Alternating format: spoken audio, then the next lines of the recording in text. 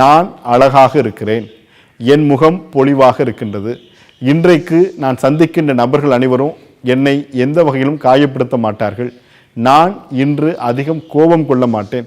இந்த மாதிரி ஏதாவது ஒரு 5 வாக்கியங்களை நாம் கண்ணாடி முன்னாடி நின்று பேசுகிறோம். அது யாருக்கு கேட்க போகுது? கண்டிப்பாக நம்ம மனசுக்கு தான் கேட்க போகுது. அந்த மனசுக்கிட்ட இந்த மாதிரி நம்ம பேச பேச பேச அந்த மனசு நம்ம பேசுனதையெல்லாம் மீண்டும் நம்ம வாழ்க்கையில் நமக்கு கிடைக்க செஞ்சுக்கிட்டே இருக்கும். இந்த முயற்சியை மேற்கொள்கிறவங்க தான் வாழ்க்கையில் வெற்றி பெற்றவங்கள் என்று சொல்வதை விட நிறைவோடு வாழ்ந்தவர்கள் என்பதை நம்ம உணர்ந்துக்க முடியும். இந்த வெற்றி பெற்றவங்களுக்கும் நிறைவு பெற்றவங்களுக்கு என்ன வித்தியாசம் இருக்க முடியும்? வெற்றியை நீங்கள் அளவிட்டு சொல்லிட முடியும்.